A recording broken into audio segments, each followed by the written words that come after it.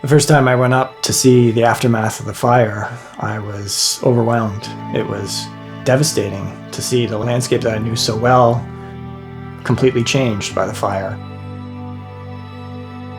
It took me a long time to sort of wrap my head around what had happened.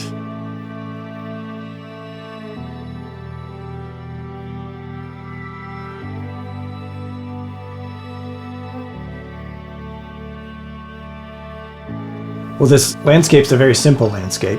It's basically just water, rock, and pine trees, but that's also what makes it so beautiful.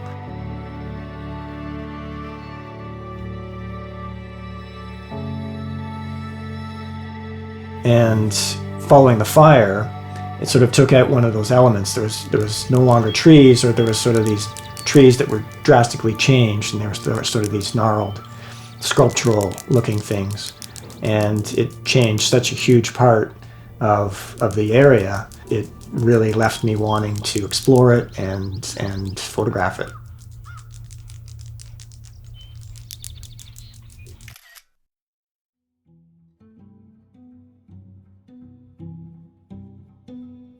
This is one of the first photographs I took summer of 2019. What brought me to this area was it was obvious that there used to be a cottage here. I think the main cottage was in this area. You can see their dock and an old sailboat. It's amazing how much it was devastated by the fire. There's nothing left of the cabin at all. The green areas back here where it seems like they've had this injection of nitrogen after the fire, and this real intensity of green. And then in the rest of the landscape, there's this, the green's really missing, so all the trees are now black, and normally this would all be green. And the rock has also changed drastically. A lot of this rock would have been covered by earth, and you can see these really intense pink areas in the rock that would have all been covered by earth or peat. And as the fire burned it, it then washed away, and you're left with this really intense pink color in the rock.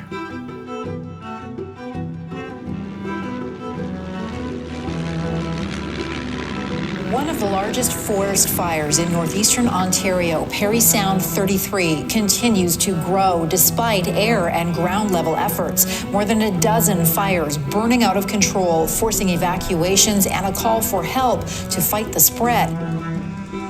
So the year of the fire was very chaotic. There were fire crews all over, helicopters flying in and out, airplanes, everyone fighting the fire and doing whatever they could to try and get it under control. And that was very much in contrast to going up the next summer.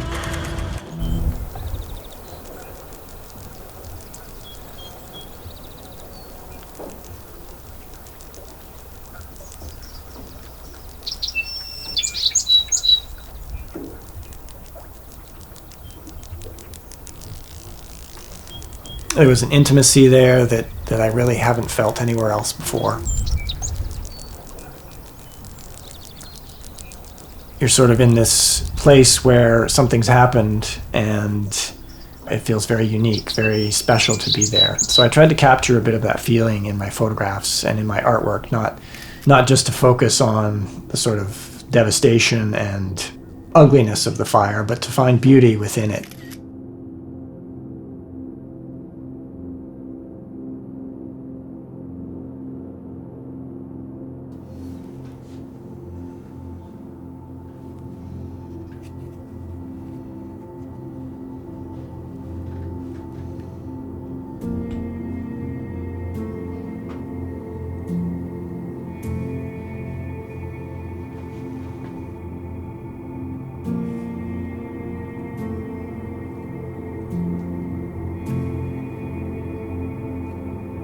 Making watercolors from my photographs was something that I've thought about doing for a number of years now.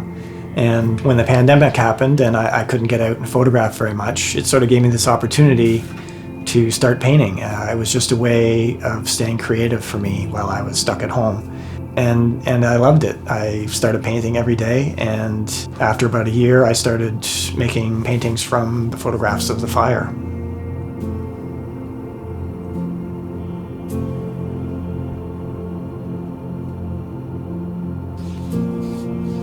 You need to work quickly and there's no going back and trying to fix things after the fact. So it's all got to kind of happen in one shot. And they're very different from the photographs, which take an incredible amount of time.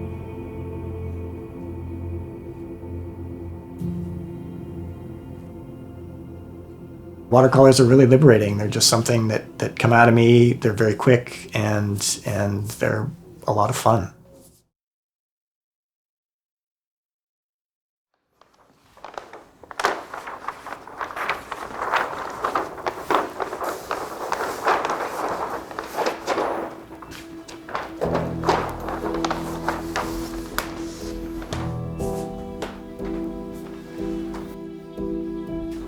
Yeah, awesome. These look perfect.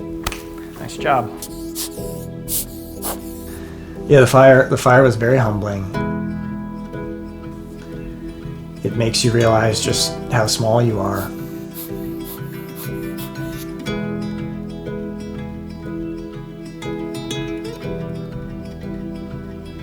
I spent 4 summers returning to photograph. That first summer, there was really only the fireweed, which is a beautiful purple flower that comes up after a fire.